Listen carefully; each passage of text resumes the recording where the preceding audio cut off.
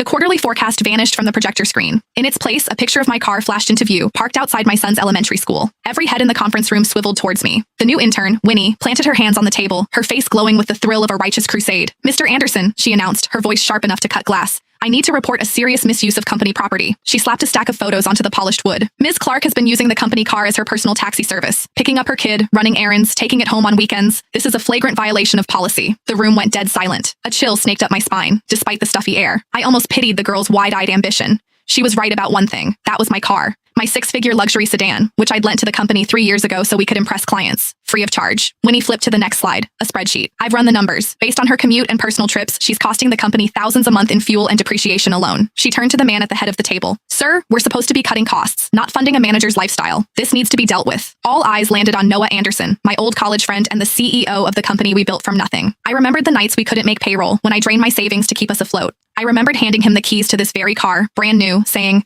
"The company needs this more than I do." He'd used it for 3 years. I'd paid every cent for gas, insurance, and maintenance. I'd even been the one to drive it to the airport for client pickups when our driver was out. Everyone in this room knew it was my car. Trevor from marketing, who just last week borrowed it to take his father to the hospital, was suddenly fascinated by his keyboard. Macy from reception, who took it for joyrides every month, shot me a look of pure disgust. Noah's fingers tapped a slow, deliberate rhythm on the table, his tell when he was weighing his options. He wouldn't meet my gaze. "Ava," his voice was cold, unfamiliar. "Is what Winnie said true?" The air left my lungs. True?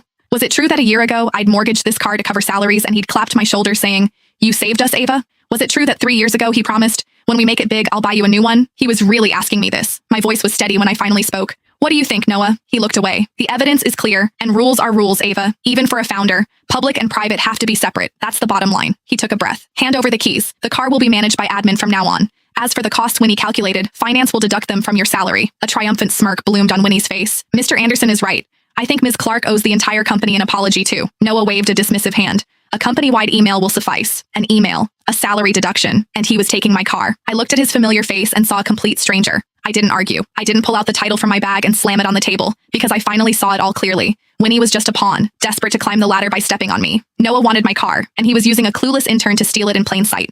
3 years is a long time. Long enough for a lie to feel like the truth, for a gift to be mistaken for an entitlement. I stood, my movements slow and deliberate. I pulled the keys from my bag and set them on the conference table. The metallic clink cut through the silence. "Fine. I accept the decision." My eyes found Noah's, a faint, cold smile touching my lips. "I hope the car continues to bring the company good luck." Noah, who had clearly braced for a fight, let out a slow breath. The tension drained from his shoulders. "Ava, it's for the best. You have to understand, my hands are tied here." Winnie snatched the keys, clutching them like a trophy. "See? If you just cooperated, we wouldn't have had to make this a public spectacle." I gave her a long look, a flicker of pity the only thing I felt. She had no idea what she was holding. She thought she'd just won the battle. In reality, she'd just handed me the match.